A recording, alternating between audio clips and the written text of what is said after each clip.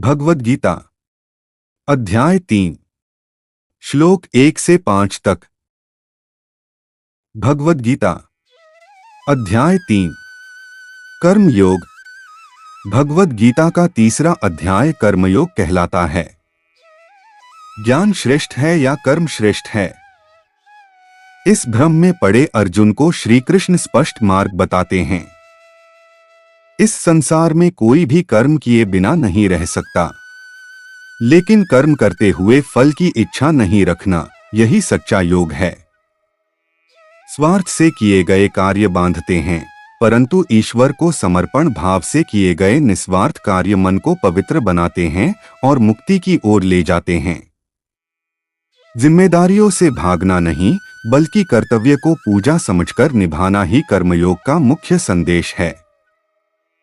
भगवद गीता अध्याय 3 श्लोक 1 अर्जुन उवाच जायसी चेत कर्मणस्ते मता बुद्धिर्जनार्दन तत्किं कर्मणि घोरे मां नियोजसी केशव। सारांश। अर्जुन ज्ञान और कर्म में कौन श्रेष्ठ है, इस भ्रम में है। वह पूछता है कि यदि ज्ञान उत्तम है तो फिर युद्ध जैसे कठिन कर्म के लिए क्यों प्रेरित किया जा रहा है। जिम्मेदारी से दूर भागना या धर्म के लिए कर्तव्य निभाना, यही संघर्ष उसके भीतर चल रहा है। क्या निस्वार्थ भाव से कर्म करना ही सच्चा योग है? यही उसका प्रश्न है। अर्जुन के शब्दों में सही आध्यात्मिक मार्ग को समझने की गहरी इच्छा दिखाई देती है। भगवद गीता अध्याय 3 श्लोक 2 व्यामिश्रेण वाक्येन बुद्धि मोह्यसीव में तदेकं वद निश्चित्य येन श्रेयोहमाप्नुयात्। सारांश। अर्जुन ज्ञान और कर्म के बीच उलझन में है। कृष्ण के उपदेश उसे मिश्रित और भ्रमित करने वाले लगते हैं। वह स्पष्ट रूप से एक ही श्रेष्ठ मार्ग जानना चाहता है। ऐसा मार्ग चाहता है जो उसे परम कल्याण दे। इसी प्रश्न के कारण कर्मयोग का उपदेश प्रारंभ होता है। भगवद गीता अध्याय 3 श्लोक 3 श्री भगवानुवाच लोकेस्मिन् द्विविधा निष्ठा पुरा प्रोक्ता मया नघ ज्ञानयोगेन सांख्याना कर्मयोगेन योगिना। सारांश। भगवान दो आध्यात्मिक मार्गों की बात करते हैं। ज्ञान के साधकों के लिए ज्ञान योग बताया गया है, कर्म करने वालों के लिए कर्मयोग का उपदेश दिया गया है।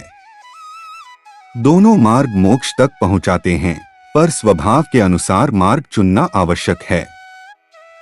कर्तव्य पालन भी मुक्ति का मार्ग है, यही मुख्य संदेश है। भगवद गीता अध्याय 3 श्लोक 4 न कर्मणां नारंभान्नैष्कर्म्य पुरुषोषुते न च संन्यसनादेव सिद्धिं समधिगच्छति। सारांश। कर्म छोड़ देने से मुक्ति नहीं मिलती, यह कृष्ण का संदेश है। केवल काम न करने से शांति या सिद्धि प्राप्त नहीं होती। बाहरी संन्यास पर्याप्त नहीं, आंतरिक त्याग आवश्यक है। कर्तव्य से भागना नहीं, उसे बिना आसक्ति के करना चाहिए।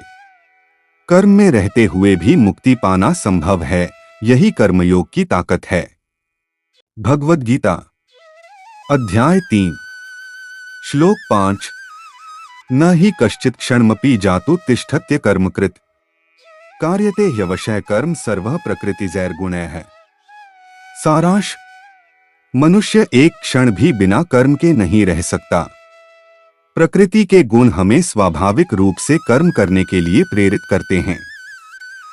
कर्म को पूरी तरह त्यागना असंभव है, इसलिए कर्तव्य से भागना नहीं, उसे शुद्ध भावना से करना चाहिए। यही कर्मयोग का मुख्य सिद्धांत है। रोज भगवद गीता के श्लोक सुनने के लिए चैनल को सब्सक्राइब करें।